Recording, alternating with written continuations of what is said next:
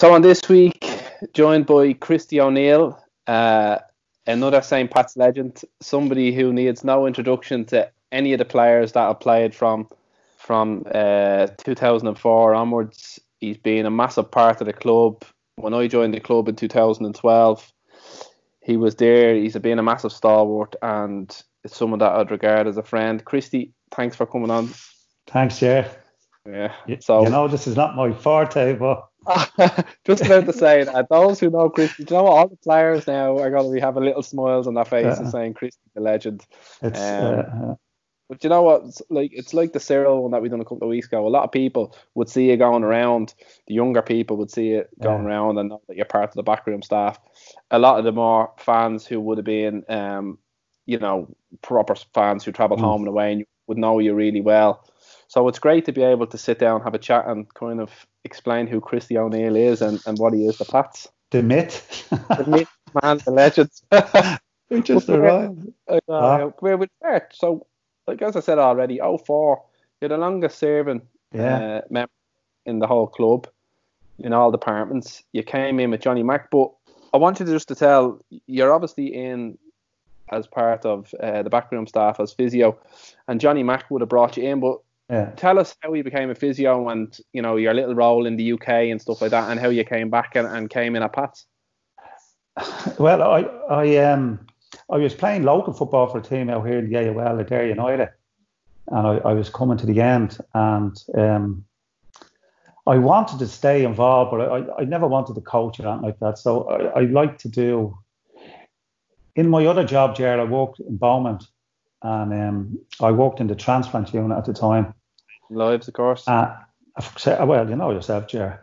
But many moons ago, there was, you're going back probably 25 years ago now, transplants were all relatively new, and Dundrum Health and Fitness Centre opened. And that was the biggest gym in the country. And I can't remember the man's name now, they're owned it. And I became very friendly with him. And I was saying I wanted to do a course, and he was telling me about a course in UCD. So subsequently, I went to UCD for 2 or 3 years. I studied injury management and fitness and sport. And, that was the big course that I'd done for 3 years. I went on and then I'd done sports massage courses, and then I'd done a lot of I'd done a few weekend, a lot of that weekend crap stuff in, that you have to do. Upskills. Yeah. And I'd done a lot of that, but basically, that was the 3 years I used to do. Was my main one, many months ago. You have a bit of a famous cousin who was a footballer in the UK. He you was, went over with him, didn't you? I was fortunate enough. He asked me to go over, and he left Norwich and signed for Middlesbrough. Yeah. And for those who don't know, Keith O'Neill, obviously he played a lot of times for Ireland, had a pretty decent career in England as well. Fairly restricted with injuries, unfortunately, that kind of, But the year I was there, he was Brian Robson was the manager, and Gaza was playing, Andy Townsend. Did a really good team. Christian Ziege, Mark Schwarzer was in goal. Curtis obviously was there, Jay Gavin, and Alan Moore. That was the Irish connection.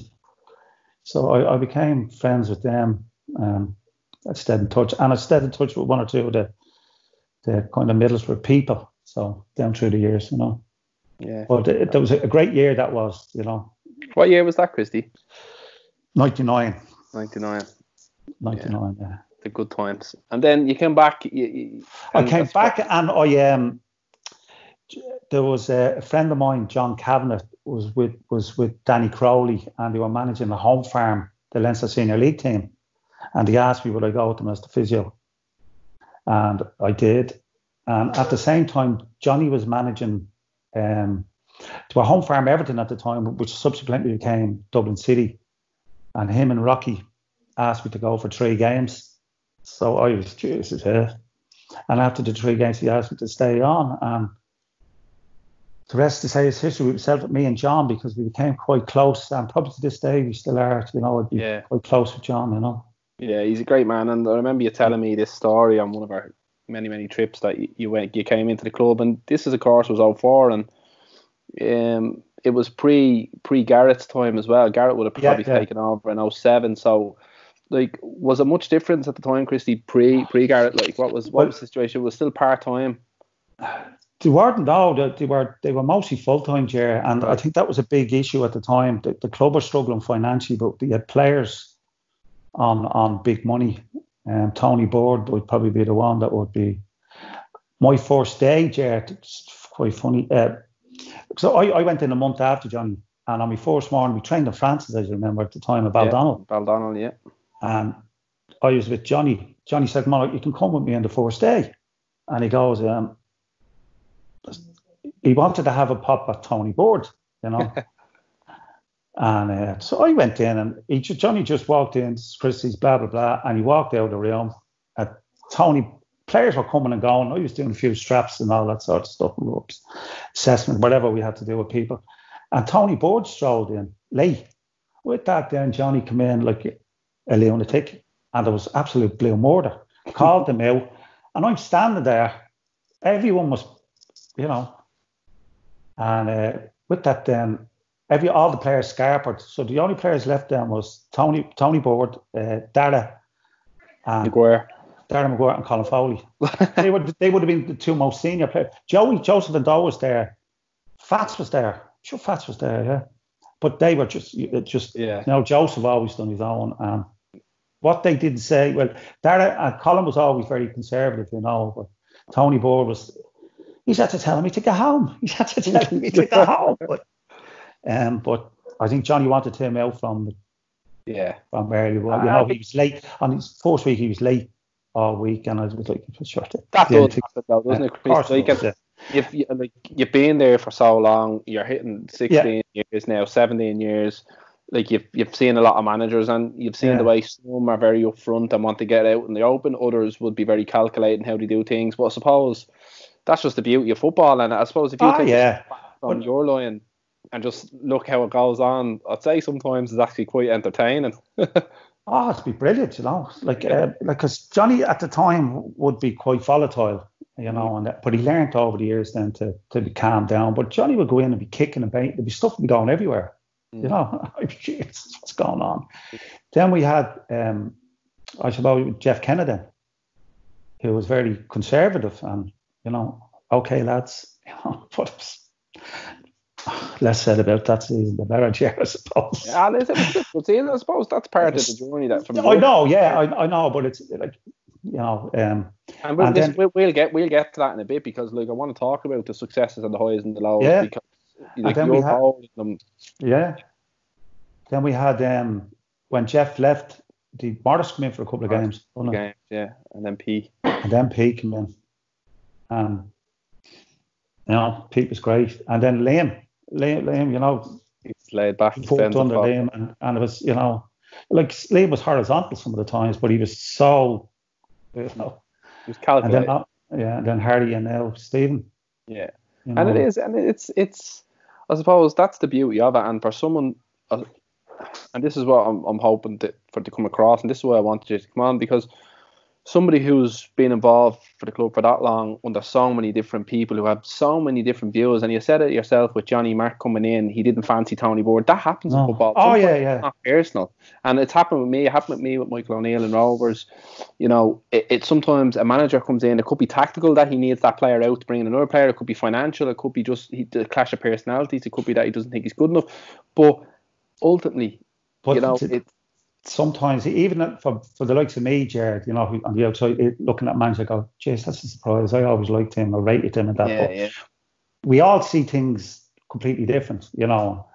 And I understand that now. It took me a few years to understand that, but now I do accept everything as, you know, nothing is personal. That's football. You know? Yeah, it is, and I tend to agree with you. I think it's sometimes at the time when it happens. It's very hurtful. Yeah, human nature to you know, feel sorry for someone, or you know, to take someone up. But like for some people that don't know you, Christy, and that's going to be the supporters that don't know you, what you're like. You're the go-to guy, and you're the person, and that's why I speak about highs and lows, because I always found as a player, you know, whether you had 5 minutes to get a rub off, you're a strapping, or you just had 5 minutes on the bus with you or something like that. You know, you were very kind of open to talk to. You'd always have, you know, an arm around you, and you tried to, but I suppose you felt it as much as us. You felt the defeat as much as us. It's almost like you took it to heart as much as the players did, and you don't always get that with a staff member. No, and I know this might sound, but my weekends would be dictated by Pats, and like my mother got Lord mercy, and you know, before she died, you know, that's only a game, you know, she might win the next one, and I'd be like an absolute antichrist, you know, and now. I can imagine you, Christy, in the Blacker now Saturday night and Sunday telling them all what happened. Well, as you know, where I drank in Listle Black Sheep, Listle Laney's, being an Artsider, I never got much sympathy. I used to get absolutely slaughtered in the pub every week, and I got cut. Yeah, the names would be called over there, but it was all good banter and stuff like that. And it's like thinking, like even for the likes of you, Ger, I'm not saying it's water off a duck's back, but I would always know who were banter slagging it, and then people that were kind of a bit that I didn't know or a bit disingenuous, I would just dismiss them and stuff like that, you know. I would be that, even though it would be, you know, but as you know, Ger, the weekends I'd be quite cranky after games if you lost, and we'd be like us all, you know. But I know, big time. And Christy, like, you've been there for so long, you've had so many ups and downs in terms of, you know, winning things, but I want to talk a little bit about the European trips, because you know, European trips are fantastic. They're brilliant. They're fantastic for the staff. They're unbelievable for the players. The experience of walking into that stadium the night before, you know, an empty stadium. Sometimes we played on the side of a cliff. Other times we played in a 50,000 stadium, and that's the difference that you could go to in a matter of weeks. But your role in it, Christy, like, I want you to tell people, like, because it's difficult, you know, the draw might happen on a Monday and 10 days later you're due to travel away to Bosnia. Like, what would your role be in that? Because you weren't just a physio, you know, it was a lot to do with logistics, food, accommodation, room and stuff like that. It can be difficult, can't it? A lot of the times, I don't know where they're all landed on. Always landed on you, all the time. But I didn't. I used to love it then in the end, Ger, you know, bar last year in Sweden, you know. That last day. Don't worry that. Fairmo. Don't worry, but you watch this, you subscribe, you give out of it. And he said, but I enjoyed that. I enjoyed doing the room list, because I used to say, who do you want to go with? Remember, I'd ask fellas and try and put them in. You'd ask the older ones, And like Johnny and Pete, I'll put him there, and I'd say, we have all that then. And then sometimes I would do the menus and try and do the menus, but other people. It is, Christy, like, because even the likes of Minsk, let's say, where you have the likes of Clarkey, who's a chicken and chips, man, or, you know, who's basic, you know, wouldn't touch, barely likes a pasta, doesn't like any sauce and things. It can be difficult for players, can't it? And I'd imagine, and I've seen it like that. You know, you're running around talking to your man who he's like something out Faulty Towers. He's got barely any English, and you're trying to explain to him that you just want something plain or something different. And the players eat on them trips. You eat because you're bored. You'd eat more than you would at home. And you know, is that it, Christy? Can we get more? Can we get toast? Can we get this? I suppose, like life, Ger, a lot of these, because in the early rounds where we'd be in the Eastern European countries, but they've become a bit more modern, so it's a bit easier now. But in the early days, like my first match was with Denmark, and who's that? Was that Odense? Yeah, that was my first 2007, and we had told we were going to some hotel, and we went in. I sat down with John, and grand everything, and then we were told things had changed. We were going, so we ended up on one of them, like, you know, the motels on the side of a motorway. Yeah. And it was like a student accommodation. The beds were too small. Frank wasn't working there at the club at that time. Student accommodation. And the hotel was brutal. And we got, I don't know how, I have my suspicions. The food was horrendous. Like, there were sandwiches for a pre-match meal. All right, okay. And I don't know. And Johnny went absolutely, come here on the night. I don't think it anywhere, because they just outclassed us, you know. But over the years, we learned, and like I suppose that the worst was Kazakhstan. Like, that was a big trick. Like, the lads ate pot noodles for 3 days, you know, because you just couldn't. They were saying it was meat, but it was all like horse meat and stuff like that. And it was like where we stayed, Ger. We stayed 3 hours from the ground, because they said it wasn't safe. The team that played the round previous to them, their hotel was they had people outside the hotel all night, and allegedly, supposedly they said, now I doubt that it wasn't safe for Europeans to be down that neck of the woods, because on the morning of the match I went with Jim the kitman and Anthony Delaney, because he had to go up for the UEFA meeting. So we left at 7-8 o'clock in the morning. The team didn't train the night before on because we couldn't go up to it, was too far. So we went down and we came out of the town and just hit this dirt road for 3 hours. And there was a few stops on the way. Your man was stopped by the police for backhanders. Oh, right, okay. So we arrived in the city, got into the ground, and there was 2,000 military that were patrolling the game. They were there a good 8 hours before the game. So we got in, we had a security man on the door of the dressing room. It was one of these old Russian type, the floodlights would come out of the ground. Oh, yeah. And meet in the middle, 1950 stuff, and in the middle of nowhere, just place arrives. And it was, the military was frightening, and But we got through all that, like they were experiences. The best part of that was we got through and we flew back to Dubai. That's where we had and we had a few hours in Dubai airport, and the lads, loved it. What do you do, Christy? Ran. Refreshed.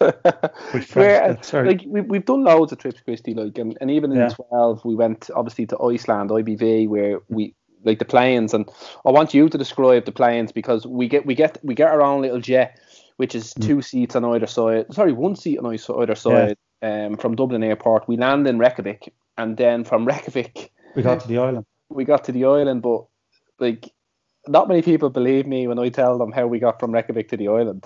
We had to get 2 little planes. How small?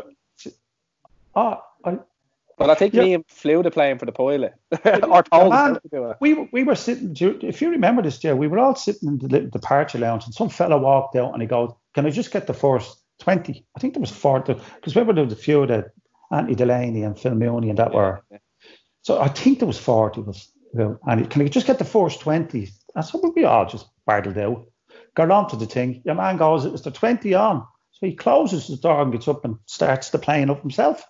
Yeah. He was the pilot, and with that then he said, "Do you remember, strap yourself in?" And that was it, and off the runway we went. Yeah. And we were flying for 10-15 minutes, and it was up and down, and then we seen this between 2 mountains, and then all of a sudden we were all a bit, do you remember, and with that then that fella got on at the back, because you had to be in at the back because of whatever it was. So we're all sitting there looking around laughing. There's a little pair of curtains up the top with 1 seat on it. And next of all, your man comes in, "Sorry, lad, excuse me.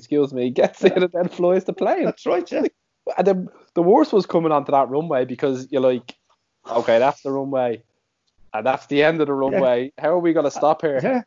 And you just, whatever they done, It was mad. And I know you were there the year before. You played on the mainland. We played on the mainland, yeah. And it was a great trip, and then all of a sudden we go to Bosnia, a completely different trip, because it's an absolute camel ride through, and I spoke about previously with the lads about 5 hours, wasn't it? Was it 5 hours? Dubrovnik, and we went into Croatia, back to Bosnia, into Croatia, and I think there was a few backhanders there just to get us. Yeah, of course, yeah. And then we obviously played Hanover, but for all the European trips, and you were in a good spell, because we qualified quite a lot pre my time, and then obviously during my time as well. What's the standouts and funny stories and stuff like that? Give us something that stands out in your head. I think Elfsborg away was incredible. We were 2 down at half time, and they were battering us. And Johnny went in and had a bit. So look, lads, where we're going is just for pride. Play for all your worth. The usual man that gave the good spiel talk. And Mark Quigley took that game with a scuff of the neck that night. Yeah, what player? Absolutely outstanding. We come back and won 2-2. But the night in Richmond that we beat them was up there with the day that we beat Sligo to win the league. The atmosphere was absolutely incredible, Ger. But it was in the balance, and then obviously the late goal at the end, and everyone was waiting on them to score. But they just thought that we steamrolled them in Dublin, and again, like a lot of teams, they couldn't believe when they arrived in Dublin. Where's the ground? Yeah, in behind the houses and stuff like that. You know? We got that a lot, didn't we? Like, yeah. It was great, and it was horrible having to play up in Tala for those few years, for those couple of.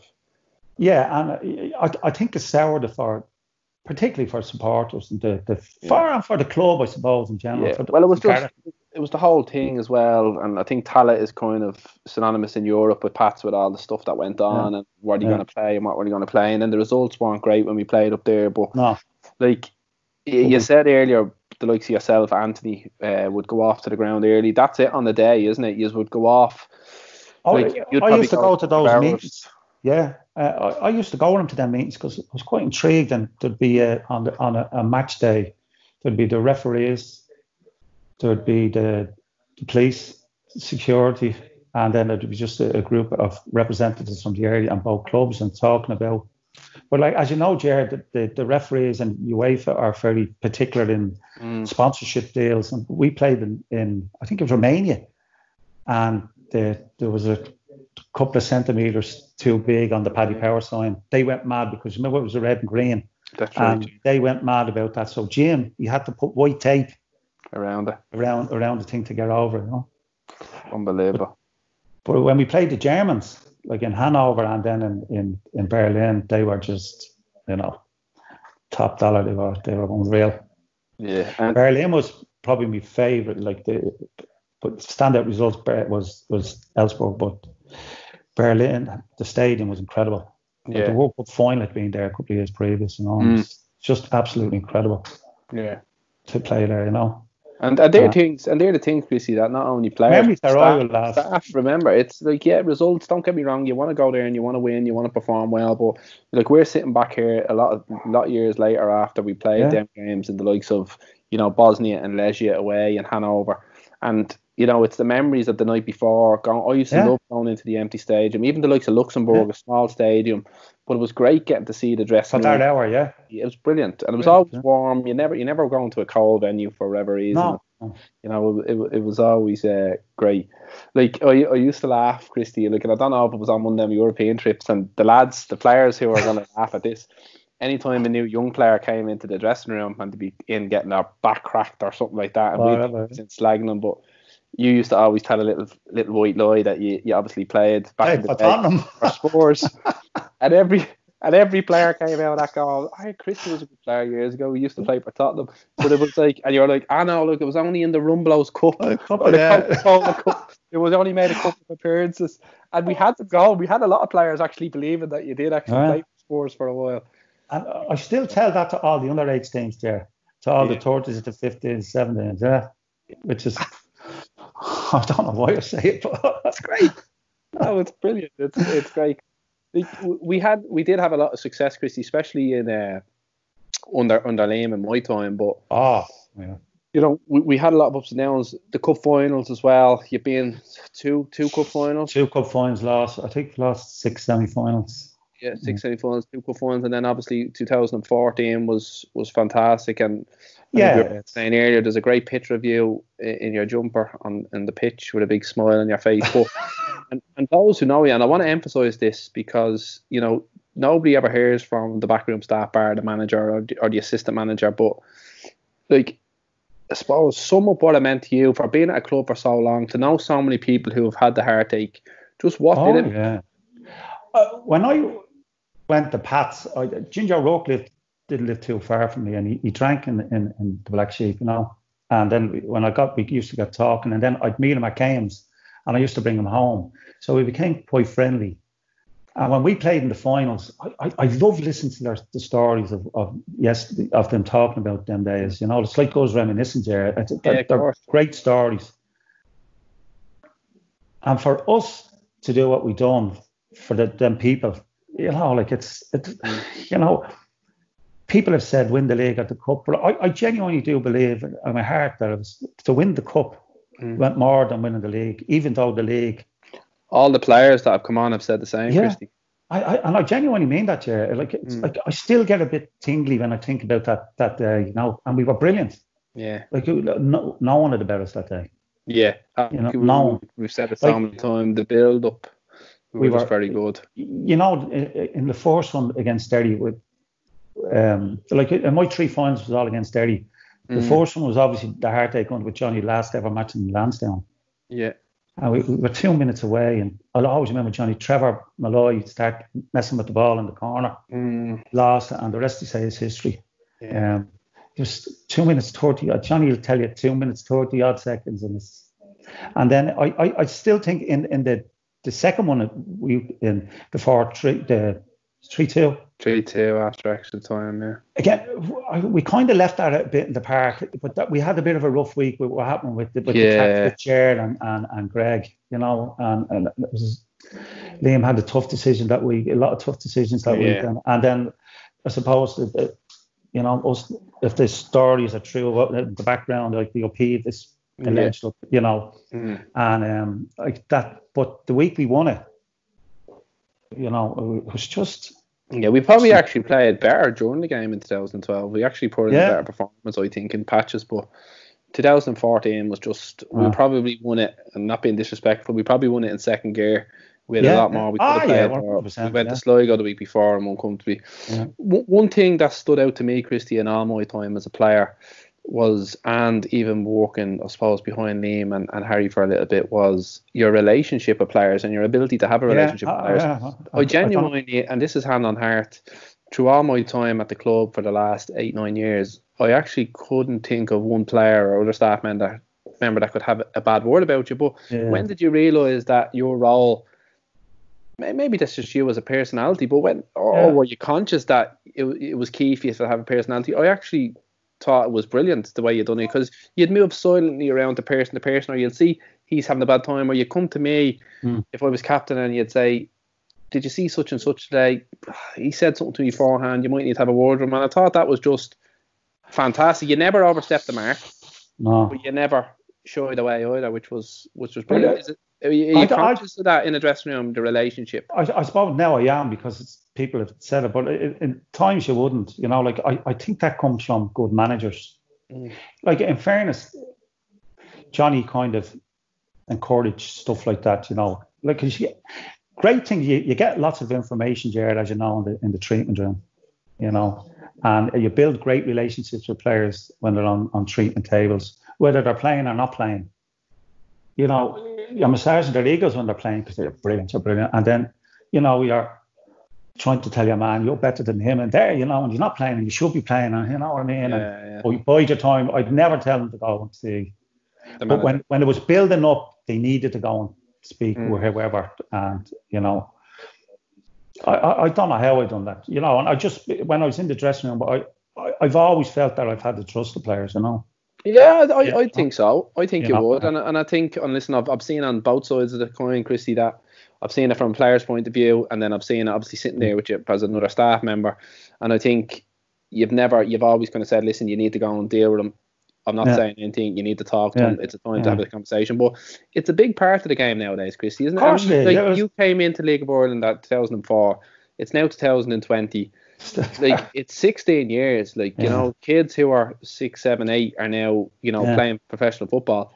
It is a different player, isn't it, than when you came in for? Oh, it is. Like, you take my great nephew Jamie, who comes to the games now, and I've had him, you know, from early, you know, pats, and if you ask him now, it's everything is pats, and it's, even though he's playing for Kevin's those under 12s, but you know, that's and if you ask him, he'd say he loves going to the games. He absolutely loves going to the games now. So he like this year, him and his dad have gone to all our games he went to. Like, Jamie used to come with me and loved going to meet all the players and stuff like that, and got to know the players and that, you know, and that was great comfort for me and stuff like that, you know, down through the years.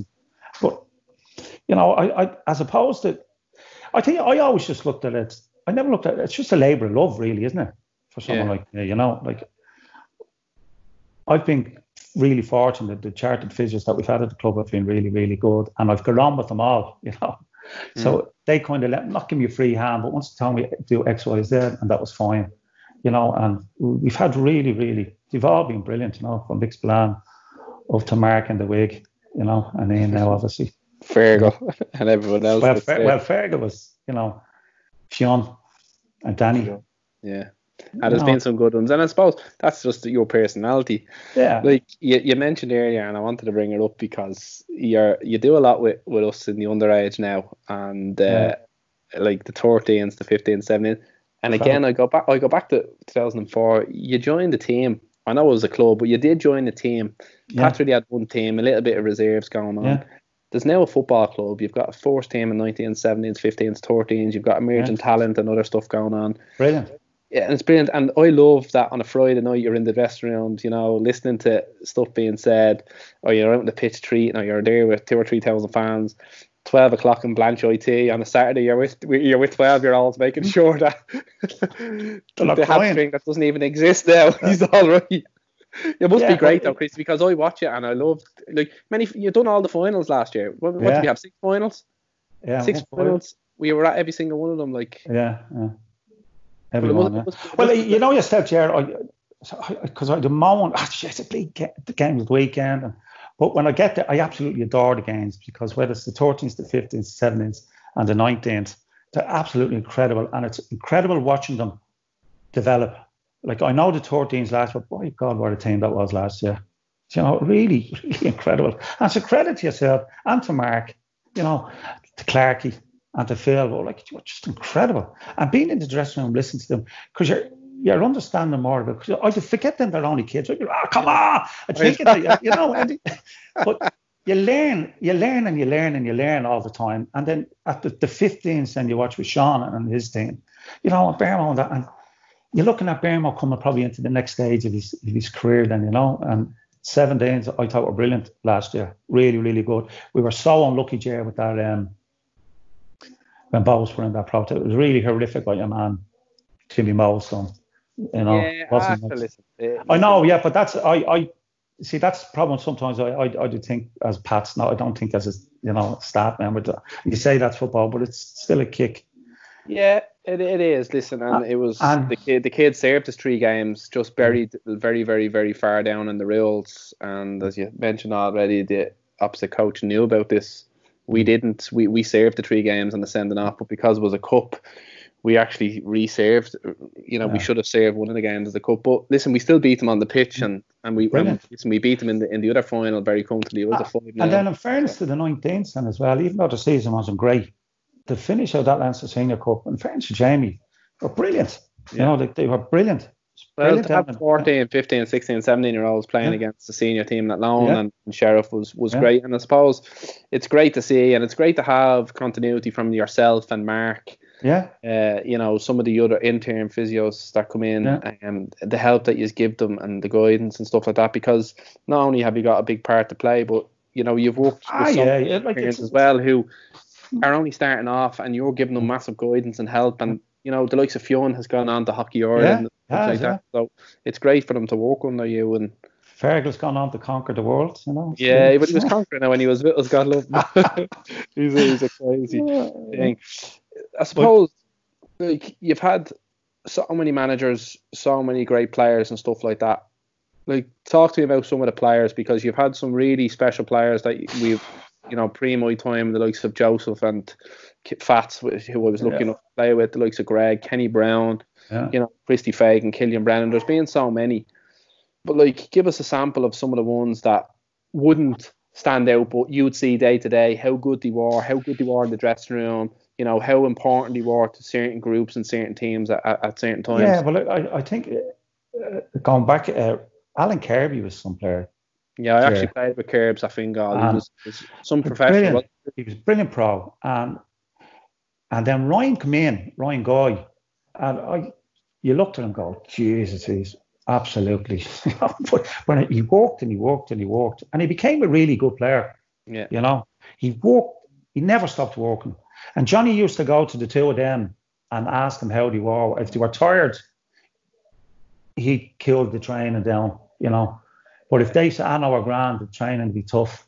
But once they were, because they were the, not the fittest, but they were the, most honest probably of players, But we were down through the years, there's been so many really good players, that 2013 team, Ger, was incredible, really, really good. Everybody played a part, Every single one player. Even Bisto. Bisto was brilliant. Bisto was huge for us that year, yeah. No, and I suppose that comes down to the management as well. And like, I wasn't on the staff anywhere near at that stage, but like you would have seen the way Liam worked, and the inner workings and how he kind of wants us to play. And like all managers, I suppose, they have their and players, quirks. They have their quirks, and their good things, their bad things, and they frustrate players at times, and other players love it. You know more than particularly Liam. Everyone will go, Jesus, what? And nothing deviated from the way, because the way he wanted to play this beautiful game, and we were always attractive. But he had a Midas touch, and he got fellas playing. And you can never knock for what he's achieved. Never ever knock him. And he, people always give him the plaudits, but he deserves the plaudits he gets because he's a brilliant manager. Yeah. I think you put out through his madness and all that sort of stuff, but he was so focused and driven on what he wanted, and he was, he's incredible. Yeah, he's good man as well, wasn't he? Brilliant man. Yeah. People don't see that side, he's a good-hearted man, and he's, Yeah, and he's good. I'd also respect him, For so long in the physio table, and you're right, because Friday night is 90 minutes, and that's what the fans see, but they don't see the amount of hours and time pre-training, during training, after training. There's been some players that are being patched up on a Thursday to enroll out on a Friday. There's other players who you probably know damn well are not gamming on, but certainly need a little bit of love and attention and all. But I suppose as far as being in the physio, the serious injuries, Christy, like what's been some of the worst ones that you've seen? Obviously, Gaz Coughlin's that was horrific. Quite bad. Anything else going to jump out and stand out? Well, as you know, but Mark Keneally was there. And Christy Fagan's was a horrific injury. We ruptured patella tendon, and we were lucky. We were lucky that day that Mark was there, and we got into Beaumont, and again, the consultant was on call, Mark Neal. So we were fortunate enough to get in touch with, and he sent one of his team down for us, and he's seen Christy straight away, because it's an operation that has to be done fairly quick, and because sometimes you can misconstrue it, but we got him down and he was boxed up, but that was really bad injury. Yeah. What was Mark Leach broke? He had a bad break many moons ago. Did he? A bad break, yeah. I can't remember 2 leg breaks in the one game. Yeah, I can't remember. Mark Leach was one. I can't remember. I don't know who else done it off. I can't remember who we were playing there. But that was one night, There's nothing that kind of jumps out at me, and I've just seen kind of all I remember when I was thinking back today and yesterday when I knew you were going to come on and just thinking of some of the stuff, and we've never really had too many serious injuries. Touch wood, yeah. But I remember the wasn't it Marzi's, Marzi and Rossi's that they have up in Derry. Up in Derry, yeah. Remember we went in the hospital. We didn't even go home. Remember we went over. The whole bus went over to what was that? Liam Galvin. You were in with him and Liam. I think we ended up stopping in Pizza Hut on the corner, and Liam brought us over. That's right. Yeah. We went home and we got an ambulance then to bring Margie down the following morning, and I got him into Beaumont. And because rather there was logistics of getting him down and getting back up, so one of the consultants, we had a connection in Beaumont, so Margie was in and out. See, people don't know this, and you're after saying a few things there, and they're all going to be thinking, how did this happen? But Christy used to come in every day, and I'd say, Christy, do you have a busy day? And you'd say, you know yourself, saving lives. But you were a massive contact, and that was a big thing for Christy Fagan, and so many others. I remember, going in X-rays in Beaumont, and you'd hurt yourself on a Friday night, and Saturday morning you'd be in an X-ray. You'd hurt yourself in training Monday, and Tuesday morning you'd be in an X-ray, and it's still the same nowadays, Christy. And it is, yeah. But obviously with secrets away, I'll have to edit this. Obviously with COVID now, Ger, that's yeah, it's a bit crazy. But it'll be hopefully it'll be back soon, and when we're back football, and the girls still look after us. They're brilliant. Yeah. What's your hopes going forward, Christy? Like you're still a very, very young man. You've been part of the club for 16 years now. Yeah. Obviously we spoke yesterday. I asked you if you're missing it. You said, like you wouldn't believe Yeah, it's a massive part of your life, isn't it? The club. Oh, huge, yeah, huge. It really it consumes me life, you know. Like I'm not married, Ger, as you know, so I would devote everything to the club in whatever humanly possible, in whatever way I could. Like I have a few years to go in Beaumont, and I'd like to think now that I would, like, if I'm still at Pats, you know, that I'd sweep the you know, clean the stands and all of it. I'd like to, you know, I'd like to have something like that to stay involved with the club. Would be, you know. Yeah, well, that's me long term, you know. You know, but obviously, you know, things can change, but for some reason, I don't see that changing, Christy. I think you've been a massive part of the club in my time, and that's 8-9 years. You were there a previous 6, 7, 8 years in the club as well. It's a remarkable time for somebody, you know, a staff member or a player in League of Ireland circles to stay that long. But I'm always thankful for that, Ger. You know, I genuinely, I know people, but I'm genuinely thankful for that, because you remember you used to always slag me, and I'd say, "Geez, Liam, I don't know whether I'd be kept on next year," you know. Yeah. And I always had that, even with Johnny. Johnny used to look at me with 10 heads. I know. It was just something the way I am, and I probably still am today. You know, even. Well, you don't take anything for granted, but your guys, he used to ring me in November or December and say, Eddie Ward, well, what's going on? And I'd be like, nobody even has to ring you, Christy. That's a given. And in fairness to Stephen O'Donnell, when we played, like Stephen come in with the last 7 games and said he wanted everyone to stay, and then he'll assess people, you know, and then he'll talk to people. And we got off the bus, we played Derry, and we went into Keely's, and he was sitting there, and he said he was going to talk to all the players straight away about who he wanted to keep. This is the last match of the season. And he said to all of us, then, I'll be in touch with you in 2 weeks. So 2 weeks came and went, and I heard nothing. Right. So, of course, as you know, I'd be quite close to PJ. And so about 2 weeks before Christmas, I said, look, I'll ring him. And he was on the way up to a match. And he said, oh, you're just checking in. Yeah. I said, yeah, oh, good. Yeah. He said, right word, Stephen, am I being, you know? And he goes, well, what do you mean? He said, I just assumed you were staying. So, no part of the board. You come. Yeah, that's the problem. He said, you wouldn't be but you know, it's just the way I am. As you know, I'd be quite sensitive and stuff like that. But you know what, and I'd be quite emotional, Ger, and stuff like that. Yeah, you're absolutely emotional. But you know what? And this is a thing that I'll say, and I don't say it lightly. The likes of yourself, you know, there's people at the club a long time, and no matter what, you've given so much time to Pats. It's been incredible on and off the pitch. Your time, your effort, your energy, you know, your money, your everything that you've given in, and it's been an unbelievable thing that you've done. And I think, you know, it's great that you've had 40 odd minutes to kind of, you know, explain who you are and what you're about and how you've performed and some. Yeah, there's just one man that we need to. That I always, like, we tend to forget hugely, and he's been massive for me, really, really massive. As you know, I'll be the Doc. Yeah. And without the Doc, you know, I would be nothing, because he's absolutely incredible man. And from day one that I went in there, he's been nothing short of more helpful, and for anything that I need, you know, players have come to me and asked, could I get this and get that? You know, and there's been never ever an issue with him on any single thing for the club, and my dealings with him, it's been just nothing short of this. No, here. He is. He's what a man. He is. He's fantastic. He's, you know, he's certainly someone I'd love to get him on and have a chat. And you know, he's the type where I don't know. Interesting. Yeah, he would be very interesting. Christy, I hope that's kind of gives you thanks, don't need any introduction. It's great that I'm able to sit here and chat to you as someone who would call you a friend. You've had a massive part in my career at Pats, and you've been there to lean on and talk to, and I look forward to kind of working with you in the underage and seniors over the next hopefully in a long time. So please God, take care, my friend, and thanks a lot, we'll catch up soon. Thanks very much. All right. See you, mate.